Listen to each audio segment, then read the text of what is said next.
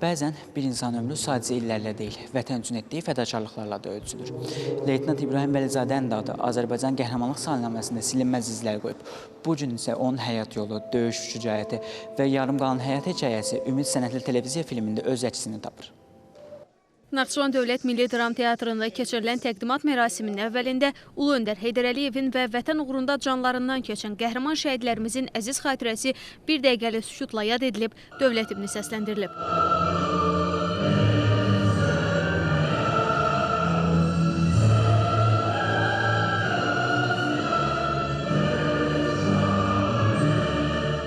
Sonra Naxçıvan televiziyasının hazırladığı Ümid sənədli filmi nümayiş olunub. Burada göstərilən hər bir kadr bir ailənin ağrısını, xalqın qürurunu və bir əskərin vətəninə olan sevgisini nümayiş etdirir. Ümid sənədli televiziya filmi təkcə İbrahim Vəlizadənin həyat yolundan deyil, eyni zamanda Azərbaycanın igid oğullarının bu yolda göstərdikləri şücaətlərdən, onların qəhrəmanlıqlarından bəhs olunur.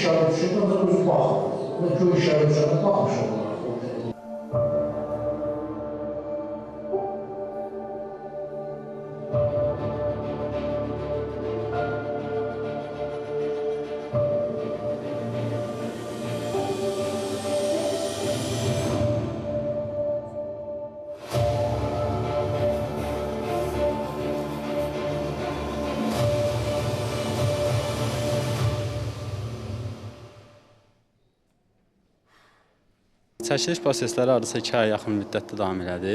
Əsasən biz şəhid İbrahim Vəlizadənin içkin düşdüyü ərazilərdə çəkilişlərimizi apardıq. Həm çəkiliş edirdik, həm də axtarış qruplarının birgə hərəkət edirdik. Həm Səməd əmi öz oğlunu axtarırdı, biz də həmin olanları lentə alırdıq. Bizim üçün ən çətin filmlərdən biri oldu, çünki həm axtarış qruplarının birgə hərəkət edirdik, həm də Səməd əminin o keçirdiyi duyğuları olan prosesləri lentə almağa çalışırdıq.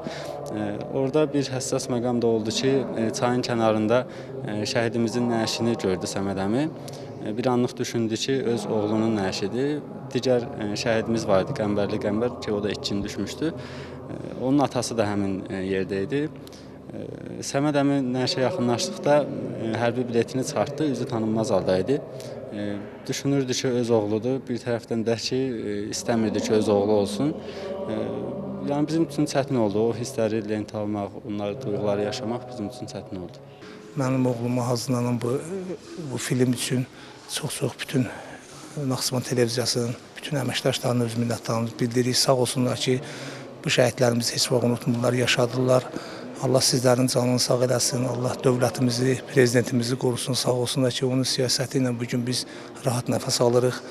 Sonra filmin yaradıcı heyəti izləyicilərə təqdim olunub. Naxçıvan televiziyasının əməkdaşı müəllif Məsumə Şirəliyeva bildirib ki, Ümid sənədli televiziya filmi şəhid İbrahim Vəlizadənin döyüş yolunu geniş auditoriyaya çatdırmaq, onun əziz xatirəsini yaşatmaq və gənclərdə vətənpərvərlik ruhunu daha da gücləndirmək məqsədi ilə ərsəyə gətirilib. Sonra şəhid İbrahim Vəlizadənin anası Xurşud Vəliyeva və atası Səməd Vəliyev çıxışlarında övladlarının xatirəsinin belə bir ekran əsərində əbədiləşdirilməsinin ailə üçün böyük mənəvi təsəlli olduğunu bildirib, filmin yaradıcı heyətinə minnətdarlıqlarını ifadə ediblər. Digər çıxış edənlər belə sənədli filmlərin şəhidlərimizin həyat və qəhrəmanlıq dolu döyüş yolunun öyrənilməsi, tarixi həqiqətlərin gələcək nəsillərə çatdırılması və vətənpərvərlik dəyərlərinin təbliği baxımından mühüm əhəmiyyət daşıdığını vurğulayıblar. Sonda filmin yaradıcı heyətinə diplom və hədiyyələr, eyni zamanda Naxçıvan Şəhid Ailələri İctimai Birliyi tərəfindən üzvlük vəsiqələr təqdim olunub.